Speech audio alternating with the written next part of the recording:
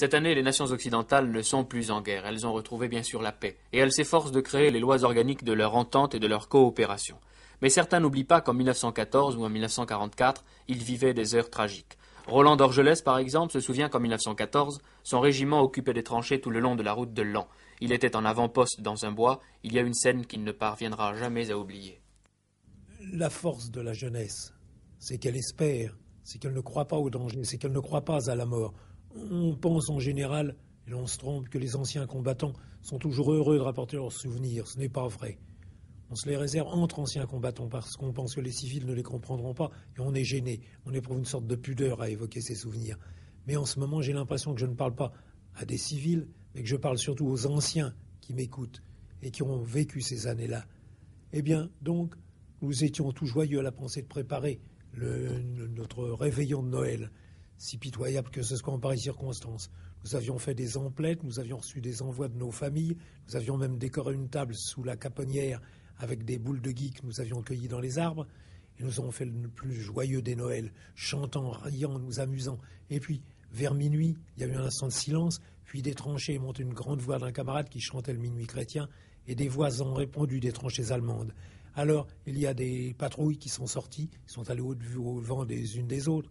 Habituellement, ces jours-là, quand les patrouilles se rencontraient, c'était les coups de feu qui éclataient, c'était des morts qui tombaient, mais là, pas du tout. Les hommes sont partis joyeux de l'autre côté aussi, et quand elles se sont rencontrées, les patrouilles ont fraternisé. Ces hommes, échangeant des mots qu'ils ne comprenaient pas les uns les autres, l'un parlant en français, les autres en allemand, ils ont échangé des poignées de main au lieu d'échanger des coups de fusil. Et toute la soirée, et toute la nuit s'est passée ainsi, dans une sorte de fraternisation que nul n'avait prémédité et qui n'avait aucun esprit de défaitisme, puisque ces hommes étaient prêts à se faire tuer. Mais cette nuit-là, tout le monde s'est tu. Les fusils se sont tus. L'artillerie elle-même a apaisé sa grosse voix. Et on a pu croire pour un instant que la nuit de la Nativité était une nuit de paix. Il y avait encore 3 années de guerre à supporter. En 1944, des hommes et des femmes passaient leur Noël dans les conditions les plus effroyables qui soient. Ils étaient dans les camps d'Hitler. Le révérend père Riquet se souvient de cette nuit de décembre 1944 pour son Noël le plus authentiquement vécu.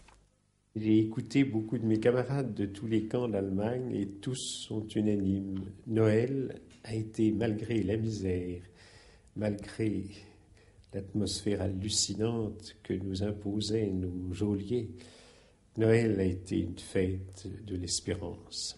Des ordres avaient été donnés pour que les prêtres soient rassemblés. À Dachau, nous étions 1800 dans 2 blocs de toute l'Europe. Nous étions à peu près 150 prêtres français. Ce Noël est marqué pour moi par le souvenir du père Dillard. Il avait été détenu longtemps à la prison de Wuppertal. Il était arrivé presque en même temps que nous, un peu avant nous. Et puis, il était tombé gravement malade. Et dans cette nuit de Noël, un très cher ami, le docteur Suire, est venu me chercher. J'avais sur moi une hostie consacrée et je l'ai portée au père Dillard.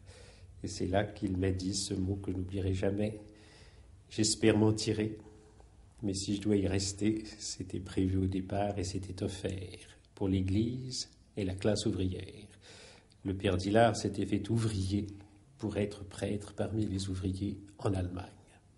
Et c'est la raison pour laquelle il a été arrêté.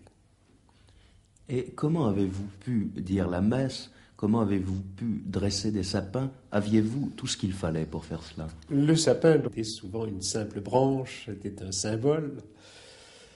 Quant à la messe à Dachau, nous avions une chapelle très modeste dans laquelle nous nous rassemblions au coude à coude et nous assistions à la messe sans pouvoir la dire nous-mêmes, étant donné que nous étions 1800 prêtres et qu'il n'y en avait que 3 qui pouvaient dire la messe chaque jour.